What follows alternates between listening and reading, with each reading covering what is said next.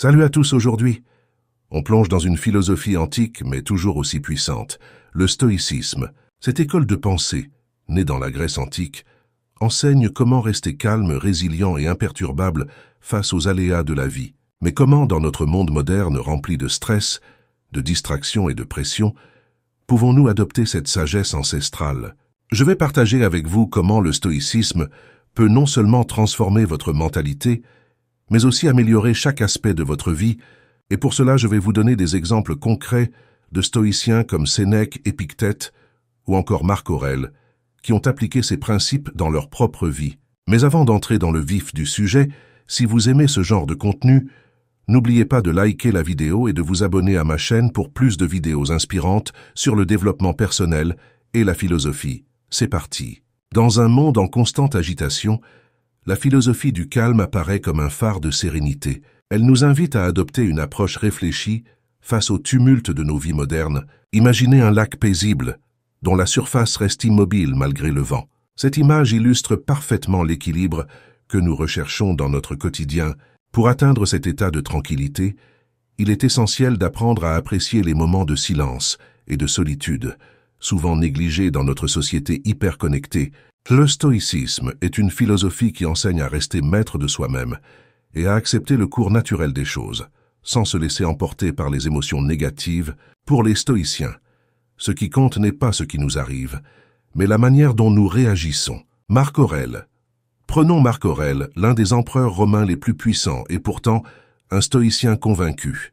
Malgré les guerres et les trahisons, il a gardé un esprit calme et a écrit son fameux livre « Penser pour moi-même », un chef-d'œuvre du stoïcisme, Épictète, ou encore Épictète, qui était un esclave avant de devenir l'un des plus grands philosophes stoïciens. Il enseignait que nous ne contrôlons pas les événements extérieurs, mais nous contrôlons nos pensées et nos réactions. Alors, quels sont les principes du stoïcisme et comment pouvons-nous les appliquer aujourd'hui? Voici 3 concepts fondamentaux. Les principes clés du stoïcisme. Le contrôle des émotions. Selon les stoïciens, la souffrance vient principalement de nos jugements erronés sur les événements. En prenant du recul et en apprenant à contrôler nos réactions émotionnelles, on peut garder notre calme en toutes circonstances. Exemple moderne. Imaginez que vous êtes coincé dans un embouteillage. Plutôt que de vous énerver, le stoïcien dirait « Est-ce que je contrôle cet événement? Non, donc pourquoi perdre mon calme ?» 2.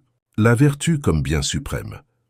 Pour les stoïciens, vivre en accord avec la vertu, la sagesse, le courage, la justice et la tempérance est le chemin vers une vie épanouie. Ce n'est pas la richesse ou la reconnaissance qui apporte le bonheur, mais l'intégrité morale. Comment intégrer le stoïcisme dans sa vie quotidienne? 2 minutes. Alors, comment pouvons-nous appliquer ces principes au quotidien? Voici quelques exercices pratiques. La méditation stoïcienne.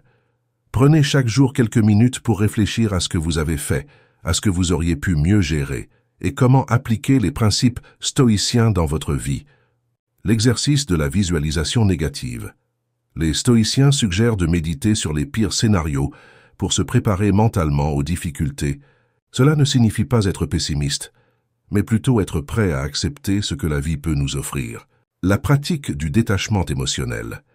Lorsque quelque chose ne se passe pas comme prévu, prenez un moment pour analyser si cela est vraiment sous votre contrôle. Si ce n'est pas le cas, détachez-vous émotionnellement. La philosophie du calme repose sur l'idée que la paix intérieure est accessible à chacun. En cultivant la pleine conscience, nous réalisons que nos pensées ne doivent pas dicter notre humeur, comme un jardinier qui prend soin de ses plantes. Nous pouvons nourrir des pensées positives et laisser de côté celles qui dérangent notre sérénité. En fermant les yeux un instant, on peut se remémorer ces instants de paix, comme un doux matin au lever du soleil, lorsque tout semble possible et que les promesses d'une nouvelle journée flottent dans l'air. Le chemin vers le calme implique également de reconnaître les distractions qui nous entourent. En éliminant le superflu, nous pouvons gagner en clarté et en concentration. Imaginez être assis dans un café animé, mais à l'intérieur de votre esprit, tout est paisible comme un jardin secret. Cette maîtrise de soi exige pratique et patience, mais elle libère un espace où la créativité et l'intuition peuvent s'épanouir. C'est ici que la magie opère, transformant les moments de stress en opportunités de croissance personnelle. De plus, le partage de cette philosophie peut freiner le rythme du monde extérieur. En étant un modèle de calme pour ceux qui nous entourent, nous pouvons inspirer une cascade de sérénité, que ce soit en pratiquant la compassion ou en écoutant attentivement. Chaque interaction devient une opportunité d'ancrer le calme dans notre environnement. Imaginez alors une communauté où chacun cultive la paix, où les échanges sont doux et empreints de respect. Ainsi, embrasser la philosophie du calme ne signifie pas ignorer les défis de la vie, mais plutôt les affronter avec une tranquillité d'esprit. Avec chaque respiration profonde et chaque pensée apaisante, nous tissons un cocon de sérénité qui nous permet de naviguer avec aisance à travers l'agitation. Cette manière d'être, empreinte de sagesse et de discernement, nous rapproche d'une existence plus harmonieuse, où le calme devient une seconde nature, dans un monde imprégné de chaos, où l'incertitude souffle comme un vent froid sur nos vies. La philosophie du calme se dresse telle une oasis, nous incitant à trouver notre paix intérieure. Face à l'agitation quotidienne, nous vantons l'importance de prendre du recul, de ralentir le tempo. Cette quête de sérénité n'est pas une fuite, mais un retour vers soi-même. Une invitation à explorer notre propre profondeur. Adopter la philosophie du calme implique d'apprendre à observer nos pensées sans jugement. Imaginez-vous, assis au bord d'un ruisseau, regardant les feuilles flotter. Chaque pensée est comme une feuille, passante et éphémère. Prendre conscience de ces pensées permet de les apprivoiser, de les transformer en outils de compréhension. L'équilibre intérieur se construit ainsi, brique par brique, à travers la méditation et la pleine conscience qui nous ancrent dans le moment présent. S'éloigner du tumulte extérieur, c'est également cultiver un espace mental sain. En réduisant notre exposition aux nouvelles stressantes ou aux conflits quotidiens, nous favorisons un environnement propice à la réflexion et à la tranquillité. Cela ne signifie pas ignorer le monde qui nous entoure, mais plutôt choisir avec soin ce à quoi nous consacrons notre énergie. La sérénité, comme une lumière douce, éclaire notre chemin et nous guide à travers les ombres. Un autre aspect fondamental de cette philosophie est l'acceptation. Dans un monde incertain, accepter les événements tels qu'ils viennent, sans résistance, est libérateur. En lâchant prise, nous nous déchargeons du poids d'attentes irréalistes qui nous fatiguent. Cela nous permet d'accueillir la vie avec curiosité et gratitude, transformant les obstacles en opportunités d'apprentissage. Finalement, créer des rituels de calme dans notre quotidien peut être d'un grand secours, que ce soit par une tasse de thé tranquille au lever du jour, une promenade dans la nature, ou quelques minutes de respiration consciente.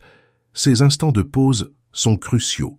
Ils nous rappellent que même au cœur du tumulte, nous avons le pouvoir de choisir la paix. Ainsi, même dans les temps chaotiques, la sagesse du calme s'impose comme un guide lumineux, nous permettant de naviguer vers notre plénitude. Cette philosophie nous enseigne que ce qui compte vraiment, ce n'est pas ce qui nous arrive, mais notre façon d'y réagir. En apprenant à contrôler nos émotions et à nous concentrer uniquement sur ce que nous pouvons changer, nous pouvons vivre plus sereinement et plus résolument. Comme l'a dit Épictète, ce qui trouble les hommes, ce ne sont pas les choses, mais les jugements qu'ils portent sur ces choses. Alors, la prochaine fois que vous faites face à une situation difficile, demandez-vous « Ai-je le contrôle ?» Si la réponse est non, laissez aller. Merci à tous d'avoir regardé cette vidéo jusqu'au bout. Si cela vous a inspiré, n'oubliez pas de liker et surtout de vous abonner pour plus de vidéos sur le stoïcisme. À très bientôt.